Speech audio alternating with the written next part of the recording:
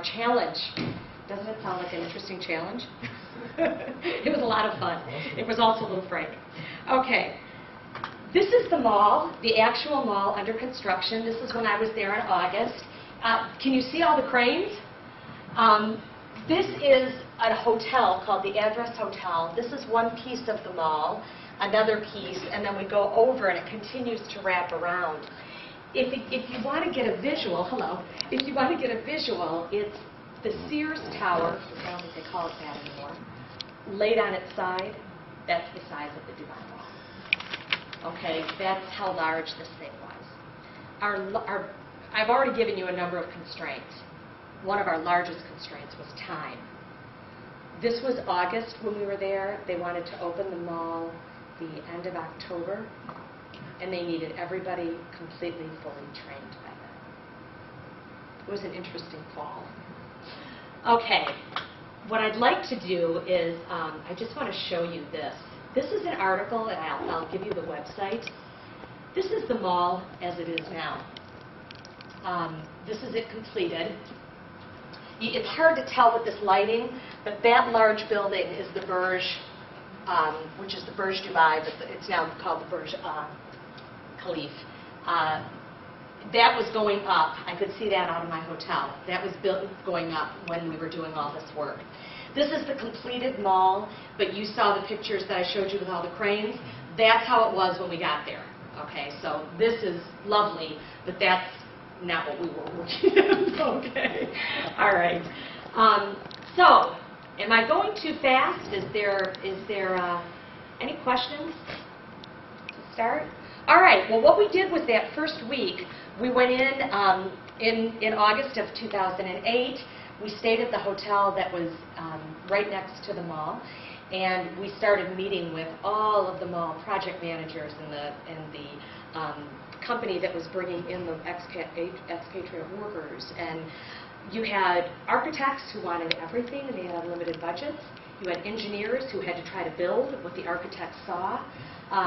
It was a mess. Everything was behind schedule. It was very hot. We were in this mall with no air. We had hard hats and boots on, and we had to try to figure out how to make this work.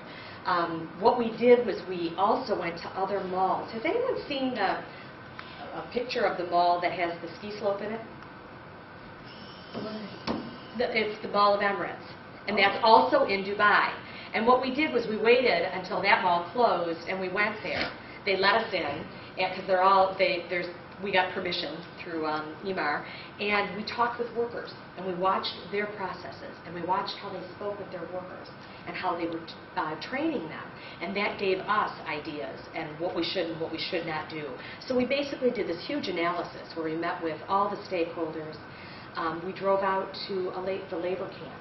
We really wanted to see what these workers were going to be living in and how they were going to be treated before and after their workday. The average laborer workday was 12 hours, and it was an hour bus ride in from the labor camp and an hour bus ride home from the labor camp. And the reason why I bring that up is and I have this, I'll pass this around so you can kind of get an idea, but one of the things we ended up doing on that bus when we were driving back, this is how our instruction ended up looking. And one of the things we did was we posted all of the instruction inside the buses. So if nothing else, they could look at it while they were coming in and going out, which was something we thought about while we were sitting in the bus, going in and coming out. Anyway, so that was what we did that first week, and this is what we found. The UAE obviously is at the east part of the Arab Peninsula. It's mainly desert, very, very hot in the summer and cool in the winter. Why was it a problem to know about the desert? One of the things in the mall was an open area. They would actually retract the roof, which I thought, isn't that beautiful? Huge sandstorms. Sandstorms have to be cleaned up. We have to train people how to clean them. Something so simple, and of course the architect never thought about that. They just thought about this beautiful retractable roof. So we had to learn a lot about the actual area. The income of the country of that region was mainly oil and oil products. But then they knew that that was going to be running out, so they decided to make this a destination for tourism. And they started this whole shopping festival thing in 1996, and that was really what was driving them. Okay, it's a highly diverse city. These were some of our cultural findings. It's important to mention this because I could not have done this project without some key people. I have a student from Saudi Arabia, a doctoral student. I have a number of them. But I have one who I called and asked him if he would meet us. And he was in Saudi for the summer, so he came over and he met us in Dubai. Hello. Come on in, it's okay. That's all right, no problem. So he came over and met us, and he was our cultural expert. Adnan taught us about the Muslim customs. Our workforce, unskilled, were primarily Muslim. That makes a very big difference in terms of how they are trained, how they work. Here's a little example. I'm kind of going all over the map, but I really want you to understand these workers. We had to create this process of having 400 people clean this mall in a very short period of time because they had extended hours. One of the things that is observed in the Muslim faith is Ramadan. During Ramadan, you don't eat or drink during the day. Our workers were primarily Muslim. They're in 100-degree heat, and they don't eat and drink during the day, and they're working 12-hour shifts. And the productivity that we had to expect from them during that time had to be adjusted. So we were learning as quickly as we could about the culture and the effects of all of these cultural constraints. Another example, we had to learn about prayer rooms and ablution rooms that are in the mall. Prayer rooms can only be cleaned by Muslim men for men prayer rooms and by Muslim women for women prayer rooms. That affected our process for filling all the jobs. So Adnan was the one who he guided us. He spoke fluent Arabic. We would be in meetings where individuals would be speaking English. They would go into Arabic. The meeting would end. Adnan would tell us everything that went on that we missed. He was our educator. He was our educator. Yes? I have a question. When you said you had unskilled workers that were Muslim, where did they come from? India, Nepal, the Philippines, and Bangladesh. So you had not one common language? No. Except English. And they didn't speak English. Yes, we had and not only did we not have common language, but India has so many different dialects that we couldn't even say this was the most common.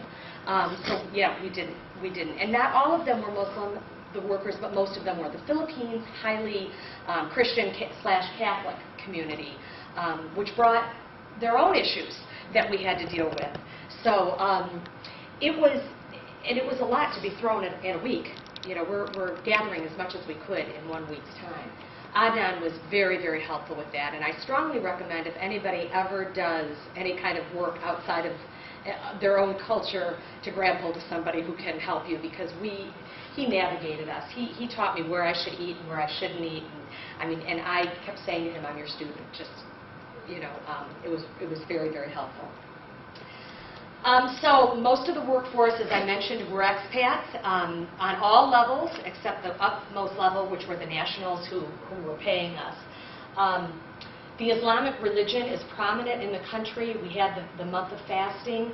We also had holy days that we had to learn about because that adjusted our schedule. We had Eid, which was the first day of the 10th month in the Arabic calendar, and the second day of the 12th month in the Arabic calendar. And then we also learned about the prayer rooms and the ablution rooms, how they had to be cleaned, how they had to be structured. All of that was, as well as just cleaning everything else. These were some of the interesting pieces. This was our timeline. We were in Dubai August 8th through the 15th for 7 days. They wanted everything completely done by November 30th. They wanted us completely out, everything finished. The mall was slated to open the 3rd week of September originally, and that date was pushed back. And it didn't open. It was pushed back twice, actually, because they just weren't finished. Okay? So, this is basically what we had to do. We had to figure out how to clean